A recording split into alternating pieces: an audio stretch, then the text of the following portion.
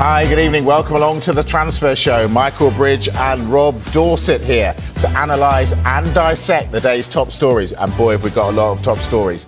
None more top, if that makes sense, than the battle to sign Benjamin Sesko, which is really ramping up. Now, Manchester United and Newcastle have both made bids. We'll bring you the latest details and tell you which of those clubs is leading the chase for the striker. But let's start with the battle for Benjamin Sesko then. Manchester United and Newcastle, as we've said, have both made bids. Who'll get him? Let's begin with the Manchester United side of things. Peter Stevenson is in Manchester for us and joins us again. Peter, good to see you again. Right, what are Manchester United offering?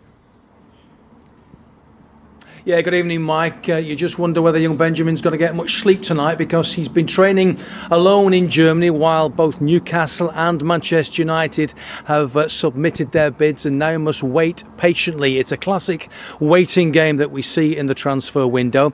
United's bid went in after Newcastle's second bid. United bidding 74 million in total, 65 up front with 9 million in add-ons. That's slightly under what Newcastle United are offering. United, of course, having finished 15th in the Premier League last season, can't offer Champions League football either. So football logic suggests the advantage would be with Newcastle. But what we're hearing this afternoon is that the young striker, who's been training alone all day, is favouring a move to Old Trafford. What that will do is significantly, of course, increase United's attacking options. We've seen Matheus Cunha come in, we've seen Brian Mbeumo come in, and really, if you like, experienced Premier League performers. And when you throw young Benjamin into the mix, I'm sure that's what Ruben Amorim is hoping for. A really good attacking, potent threat from United, something which we didn't see at all last year. And if he can get those three in position in 12 days' time when Arsenal come to Old Trafford to kick off the Premier League, then he'll be highly delighted. It's a mouth-watering prospect, but like everybody else at the moment in football, Ruben Amorim has to sit and wait with everything crossed. He does indeed. Peter Stevenson, live from Manchester. Thank you.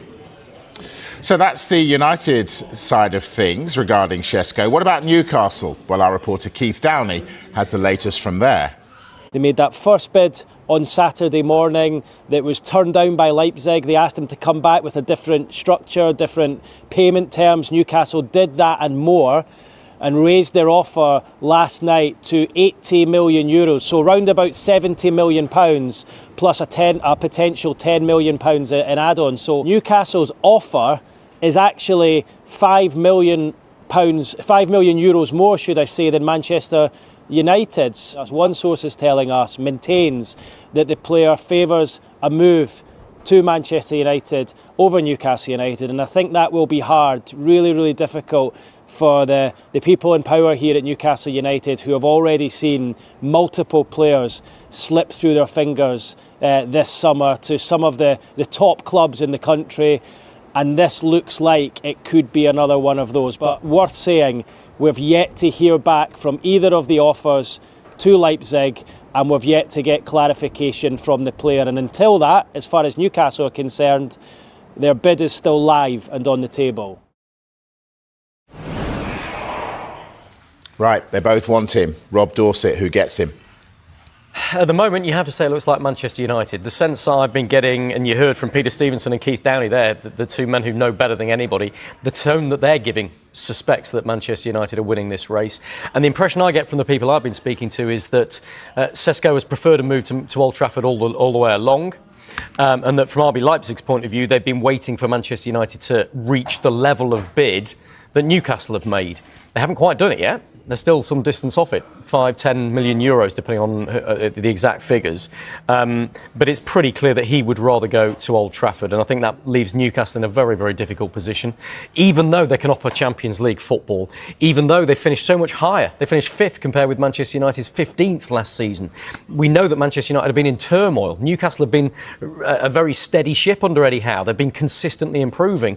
And yet, that history of one of the world's biggest football clubs, I think, is probably going to tell in the end. Is it